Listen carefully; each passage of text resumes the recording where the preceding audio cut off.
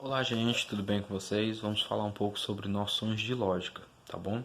Por que estudar lógica? Lógica nos ajuda a ter um rigor maior na nossa escrita, no nosso falar, um rigor maior na interpretação científica, pois a lógica ela é bem coerente. Muitas vezes no dia a dia a gente usa as palavras de forma equivocada.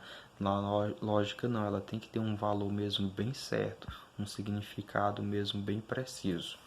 Para isso, a gente precisa de algo que na lógica é chamado de proposições. Proposições são declarações que eu posso classificar em verdadeiro ou falso. Toda vez que eu puder classificar algo em verdadeiro ou falso, isso é chamado de proposição. Uma proposição, então, ela tem que ficar bem explícito o valor dela. Não pode ficar algo indefinido, algo em aberto, tá bom? Quando fica em aberto, é uma sentença aberta. E ela não pode ser algo exclamativo, algo interrogativo, porque eu não posso classificar uma pergunta em verdadeiro ou falso. Eu vou ter uma resposta para essa pergunta, tá bom? Então, uma proposição é algo que eu possa classificar em verdadeiro ou falso.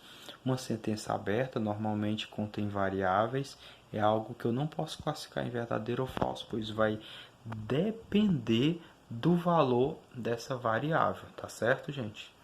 Aí eu tenho também os princípios da lógica, eu tenho a da não contradição.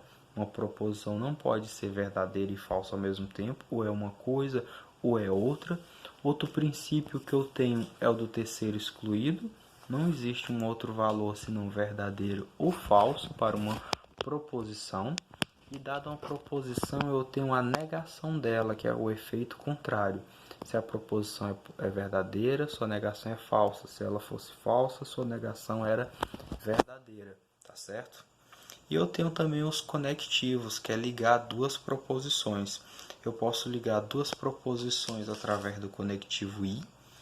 Por exemplo, fulano saiu de casa e foi ao trabalho. Elas estão ligadas porque aconteceu as duas coisas, saiu de casa e foi ao trabalho.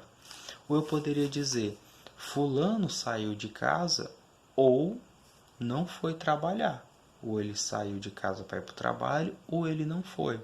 Esse conectivo e, quando eu junto duas coisas que vão estar mais interligadas, geralmente acontece ao mesmo tempo ou acontece em sequência, dependendo da outra, é chamado de conjunção. Já o conectivo ou é de exclusão, acontece um ou outro, é o chamado de disjunção. Mas na matemática ainda tem uma coisa que é diferente eu falar ou foi trabalhar ou foi à escola. É diferente de falar só foi trabalhar ou foi à escola. Quando tem um único ou no meio das duas expressões, que pode acontecer uma, pode acontecer a outra, ou pode até acontecer as duas. Quando eu coloco um ou no começo e um ou no meio, ou foi trabalhar ou foi à escola, é exclusivo, aconteceu unicamente uma das duas. Mas daqui dessa primeira mini aula eu quero que vocês entendam a diferença entre a conjunção, que é o conectivo e a disjunção, que é o conectivo ou. O i normalmente é para coisas que estão interligadas, vai acontecer as duas. O ou é normalmente quando eu tenho escolha, acontece um ou acontece outro, tá bom? Na outra aula vamos falar um pouco mais sobre as noções básicas de lógica.